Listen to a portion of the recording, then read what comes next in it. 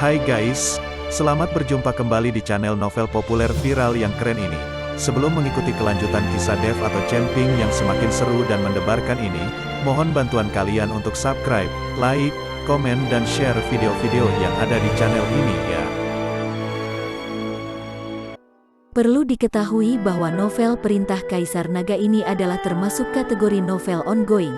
Jadi waktu update dan jumlah bab setiap hari menyesuaikan dengan update dari autornya.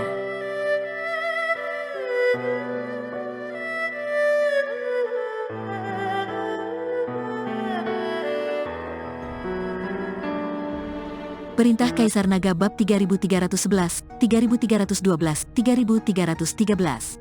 Pengawal Gong ketakutan, dia menyadari bahwa dia lebih rendah dari Dev dalam hal kekuatan dan permainan racun. Jika ini terus berlanjut, jangankan untuk membunuh Dev, bahkan nyawanya sendiri pun akan terancam. Pengawal Gong melirik ke arah Penatua Fei dan menemukan bahwa Penatua Fei bertarung sengit dengan Tuan Miao. Kedua pria itu memiliki kekuatan yang sama. Dengan kekuatan alam kesengsaraan tingkat ke-6, mungkin perlu beberapa waktu untuk menentukan pemenangnya. Dan anak buahnya juga berjuang keras dengan banyak kultivator, dia tidak menyangka kelompok kultivator ini akan bersatu kali ini. Dia telah menyergap banyak kultivator manusia di masa lalu, dan dia selalu berhasil. Setelah bertarung, banyak orang yang melarikan diri dengan agendanya sendiri. Tapi kali ini, kemungkinan besar akan gagal. Saat ini, tak jauh dari situ, masih terdengar auman harimau merah perak. Jika harimau merah perak itu ikut berperang, maka tak seorang pun dari mereka yang berpikir untuk melarikan diri. Tetua, mundur, cepat mundur, teriak pengawal Gong, lalu berbalik dan lari. Mereka tidak memiliki peluang untuk menang sama sekali sekarang dan hanya dapat mundur untuk sementara dan mencari peluang lain. Penatua Fei juga sedikit mengernyit saat ini. Dia tidak menyangka bahwa dalam tim ekspedisi manusia kecil, akan ada master alam kesengsaraan tingkat 6 seperti Tuan Miao. Pada saat ini, Penatua Fei juga memiliki niat untuk mundur. Karena dia tidak dapat membunuh Dev, dia harus menghemat kekuatannya terlebih dahulu dan mencari peluang. Begitu mereka memiliki niat untuk mundur, para kultivator iblis ini mulai bertarung dan mundur pada saat yang sama. Pengawal Gong bahkan tidak peduli, berbalik dan berlari menuju kedalaman pegunungan. Ketika Dev melihat ini, dia melangkah keluar dan mengejarnya dalam sekejap. Pengawal Gong awalnya mengira bahwa dia sudah sangat akrab dengan pegunungan Cilian ini selama bertahun-tahun dan akan sangat mudah untuk menyingkirkan Dev. Namun dia menyadari bahwa tidak peduli bagaimana dia berlari demi hidupnya, Dev seperti hantu, selalu mengikutinya. Nak, aku tidak punya keluhan terhadapmu. Mengapa kamu tidak membiarkan aku pergi dan kamu terus mengejarku? Aku tidak akan membunuhmu, kamu dan aku juga sama-sama apoteker. Jadi mengapa kamu tidak membiarkan aku pergi? Jika kamu memaksaku untuk terburu-buru, aku bukan orang yang bisa dianggap enteng. Pengawal Gong mengikuti Dev dan berbicara dengan lembut sambil berlari. Dia berharap Dev akan melepaskannya dan berhenti mengejarnya. Aku tidak punya keluhan terhadapmu, tapi kamu berencana untuk membunuhku. Sekarang setelah kamu menyadari bahwa kamu tidak bisa membunuhku, kamu mulai memohon belas kasihan. Apakah cara berpikirmu itu benar? Dev berkata dengan tenang. Nak, jangan kira aku takut padamu. Aku hanya tidak ingin mengekspos terlalu banyak. Karena kamu mengejarku, jangan salahkan aku. Ketika pengawal Gong melihat ini, dia tiba-tiba berhenti. Ketika Dev melihat pengawal Gong berhenti, dia juga berhenti dan memandang pengawal Gong dengan dingin. Keluar, pengawal Gong melihat ke satu sisi. Saat ini, Si Kong Zhen berjalan keluar perlahan dari balik pepohonan di satu sisi. Alasan mengapa pengawal Gong berhenti adalah karena dia mengetahui keberadaan Si Kong Zhen. Dia sendiri bukan tandingan Dev, tapi jika Si Kong Zhen terlibat, Dev pasti tidak punya pilihan. Pengawal Gong, aku benar-benar tidak menyangka kamu akan dikejar-kejar oleh seorang anak muda. Sepertinya aku membuat pilihan yang salah dengan memilih bekerja sama denganmu. Si Kong Zhen melihat ekspresi malu pengawal Gong dan berkata dengan sedikit ketidakpuasan. Dia mengambil risiko untuk memancing Chai Hongwei pergi, tapi dia tidak menyangka akan berakhir seperti ini. Tuan Si Kong, kerjasama Anda dengan saya pasti bukan pilihan yang salah. Sekarang kita berdua bergabung untuk membunuh Dev. Saya bisa memberikan semua yang Anda butuhkan. Bukankah kamu hanya ingin mendapatkan energi abadi? Setelah kamu membunuh Dev, aku dapat memberitahumu di mana energi abadi itu berada. Aku telah berada di pegunungan Cilian selama bertahun-tahun dan tidak ada tempat yang tidak aku ketahui. Pengawal Gong sedang merayu Si Kong Zhen. Benar saja, ketika Si Kong Zhen mendengar kata energi abadi, ada keraguan di matanya. Tidak hanya Si Kong Zhen, tetapi Dev juga menjadi sangat tertarik ketika mendengar bahwa pengawal Gong mengetahui di mana energi abadi berada. Awalnya, dia berencana untuk membunuh pengawal Gong, tetapi sekarang sepertinya dia belum bisa membunuhnya. Dia harus membiarkan dia membimbingnya untuk menemukan lokasi energi abadi.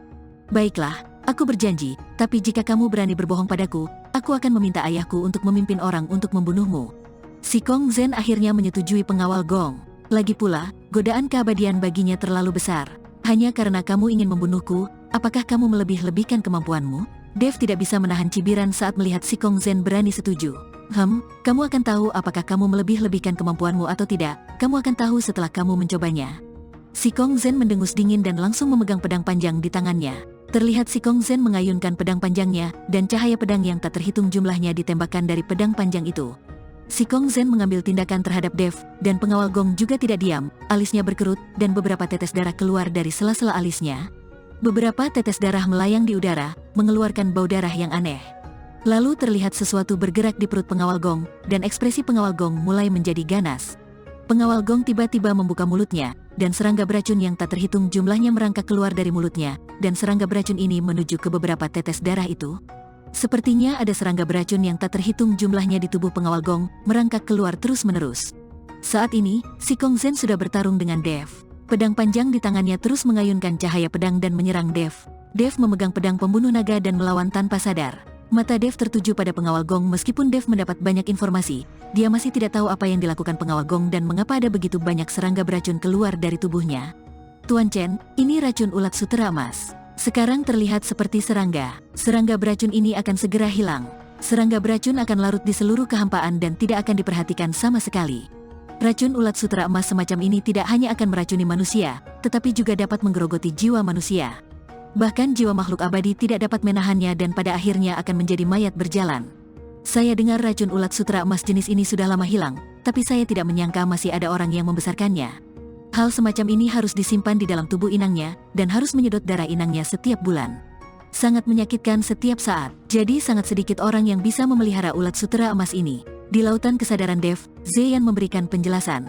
Setelah mendengar ini, Dev tidak bisa menahan diri untuk tidak berdiri tegak.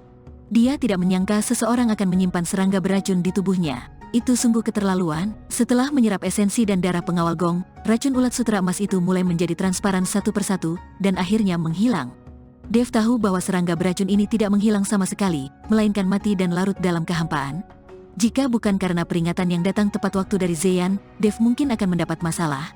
Ketika racun ulat sutera emas menghilang, Dev sudah bersiap. Setelah memaksa Si Kong Zhen mundur dengan satu pedang, dia tiba-tiba mundur. Ketika Si Kong Zhen melihat ini, dia mengira Dev takut padanya, jadi dia mencibir dan berkata, "Wah, bukankah kamu hebat? Mengapa kamu melarikan diri?" Dev mengabaikan Si Kong Zhen, tapi menatap pengawal Gong. Setelah pengawal Gong melepaskan racun ulat sutera emas, matanya penuh penyesalan dan keengganan, namun pada akhirnya dia berbalik dan lari. Ketika Si Kong Zhen melihat pengawal Gong berbalik dan lari, dia sedikit bingung sejenak. Dia jelas-jelas telah memaksa Dev mundur, jadi mengapa pengawal Gong masih melarikan diri? Tepat ketika Si Kong Zhen bingung, dia tiba-tiba merasakan tubuhnya menegang, dan sepertinya ada sesuatu yang menggerogoti jiwanya. Ekspresi Si Kong Zhen menjadi sangat ganas, dan rasa sakitnya 100 kali lebih hebat daripada tubuh fisik. Melihat tatapan Si Kong Zhen, Dev tahu bahwa ini disebabkan oleh racun ulat sutera emas. Dev tidak menyangka bahwa pengawal Gong bahkan tidak akan melepaskan Si Kong Zhen. Dia menipu Si Kong Zhen sejak awal, meminta Si Kong Zhen untuk menahan Dev agar dia bisa menggunakan metodenya untuk melepaskan racun ulat sutera emas ini. Si Kong Zhen meraung, ekspresinya terlihat sangat menyakitkan. Segera, ekspresi Si Kong Zhen menjadi semakin kusam, dan akhirnya matanya menjadi hampa dan tak bernyawa, dan dia berdiri di sana seperti zombie. Ini gejala jiwa Si Kong Zhen dikanibalisasi. Kini Si Kong Zhen hanya tinggal cangkang, dan tidak butuh waktu lama baginya untuk menjadi santapan monster. Si Kong Zhen bekerja keras dan akhirnya berakhir seperti ini. Ini bisa dianggap sebagai pembalasan. Mulut Si Kong Zhen terbuka, dan serangga beracun merangkak keluar dari mulut Si Kong Zhen. Bentuk serangga beracun yang baru saja keluar masih terlihat. Ketika Dev melihat ini, dia segera menembakkan bola api, berniat menggunakannya untuk membakar serangga beracun ini sampai mati.